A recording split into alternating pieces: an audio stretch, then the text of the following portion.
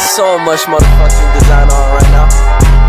Break it down, bring it back, make it clap. I got 3 old thoughts, new guap. Where that damn bitches on my line, and you know they come strapped. Hold up, what it not, 45 scope attach like whoa. I ain't fucking with these hoes, I pull up the greatest and now selling all these shows, doing this till Assalamualaikum warahmatullahi wabarakatuh. Pada kesempatan di video ini, kami akan mempresentasikan tugas sejarah Indonesia kami dengan materi masa kepemerintahan Susilo Bambang Yudhoyono periode 2004 sampai dengan 2009. Sebelumnya, kami akan memperkenalkan kelompok kami. Saya Almaisa Afifa Azahwa. Saya Dela Yurika Hani. Saya Elda Zahara. Saya Umi Iyat Safira. Saya Muhammad Muazi. Simak terus guys videonya. Baiklah, saya akan menjelaskan sedikit materi masa pemerintah Susilo Bambang Yudhoyono periode 2004 sampai dengan 2009.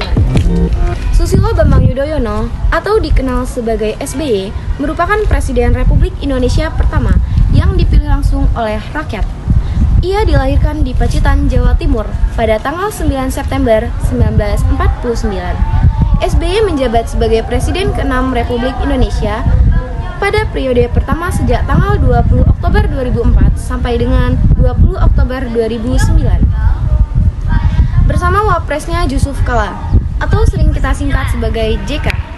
Program pertama pemerintahan SBY dan JK yang dikenal dengan program 100 hari. Program ini bertujuan memperbaiki sistem yang sangat memberatkan rakyat Indonesia. Memperbaiki kinerja pemerintah dari unsur KKN serta mewujudkan keadilan dan demokrasi melalui kepolisian dan kejaksaan agung. Nah, adapun program yang dianggap gagal pada masa SBY dan JK sebagai berikut. Yang pertama, kegagalannya tingkat ketimpangan yang melebar dengan meningkatnya rasio Gini besar 0,5%. Yang kedua, terjadi penurunan kontribusi sektor industri terhadap produk domestik bruto atau bisa disingkat PDB dari 28% pada 2004 menjadi 23,5%. Ketiga, neraca transaksi perdagangan turun dari angka surplus pada 2004 sebesar US dollar 4,06 miliar menjadi defisit US dollar 4,06 miliar pada 2013. Yang keempat, pertumbuhan ekonomi yang tinggi tanpa hasil penciptaan lapangan kerja yang memadai. Ia menyebabkan elastisitas 1% pertumbuhan dalam membuka lapangan kerja turun dari 27.200.000 menjadi 164.000. Kegagalan yang kelima yakni efisiensi ekonomi semakin memburuk. Ini dampak dari naiknya incremental capital output ratio, bisa disingkat ICOR, dari 4,17 menjadi 4,5. Beberapa hal yang diefisiensi adalah lambannya birokrasi, merajalelanya korupsi, dan keterbatasan infrastruktur, ujarnya. Keenam, turunnya rasio pajak terhadap PDB dari 12,2% menjadi 10,8% pada 2013. Yang ketujuh, kesejahteraan petani yang menurun 0,92%. Yang kedelapan, nilai utama pemerintah mencemaskan. Meski terdapat penurunan rasio utang terhadap PDB, utang per kapita naik US dollar 531,29 per penduduk pada 2005 menjadi US dollar 1.002,69 per penduduk. 9. Defisit keseimbangan primer anggaran yang sebelumnya surplus 1,83% pada 2014 menjadi defisit 1,19% pada 2013. 10. Tidak proporsional dan besarnya dominasi pengeluaran rutin dan birokrasi dalam APBN. Belanja birokrasi naik dari 16,23% menjadi 22,17% pada 2013. Pola yang sama juga terjadi pada subsidi energi yang naik dari 16,2% menjadi 20,8% dan belanja modal hanya naik tipis dari 6,4% menjadi 8,06%. Next, Sejak era reformasi dimulai, Susilo Bambang Yudhoyono merupakan Presiden Indonesia pertama yang menyelesaikan masa kepresidenan selama 5 tahun dan berhasil terpilih kembali untuk periode ke-11. Maka pemerintahan SBY JK tahun 2004 sampai 2009 memiliki visi dan misi, yaitu visinya terwujudnya kehidupan masyarakat dan bangsa negara yang aman, bersatu, rukun, dan damai. Kedua, terwujudnya masyarakat, bangsa, dan negara yang menjunjung tinggi hukum, kesejahteraan, dan hak-hak asasi manusia.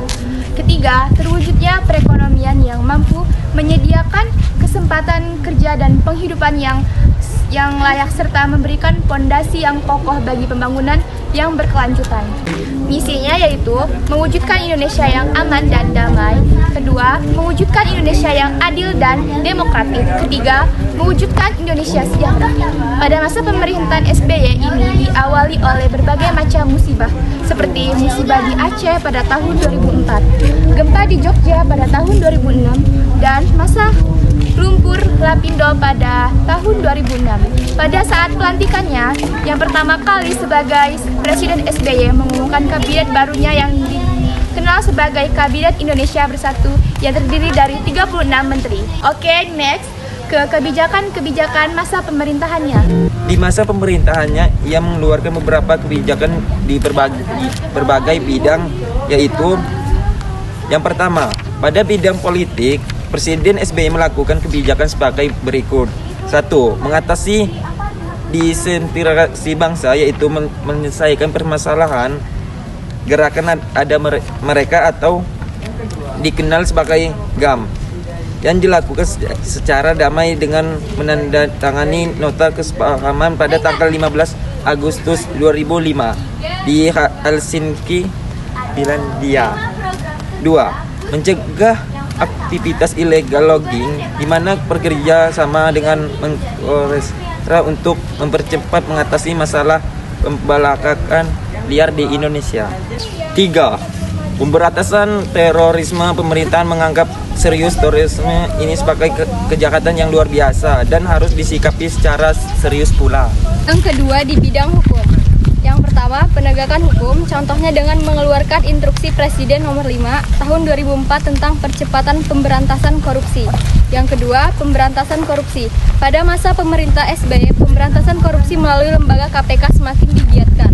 Presiden SBY memberikan izin kenapa KPK untuk menyelidiki pejabat negara yang diduga terlibat korupsi demi terciptanya pemerintah yang bersih.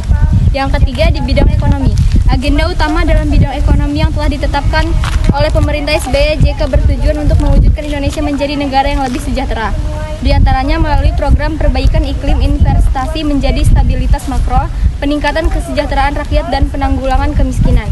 Kebijakan dalam bidang ekonomi antara lain, yang pertama, mengurangi subsidi BBM atau menaikkan harga BBM yang dilatar belakangi oleh naiknya harga minyak dunia. Anggaran subsidi BBM dialihkan ke sektor bidang-bidang yang mendukung kesejahteraan rakyat. Kedua, bantuan langsung tunai atau BLT bagi masyarakat miskin.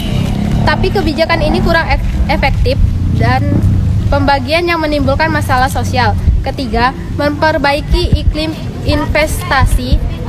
Salah satunya adalah diadakannya Indonesia Infrastructure Summit pada bulan November tahun 2006 yang mempertemukan investor dengan para kepala daerah.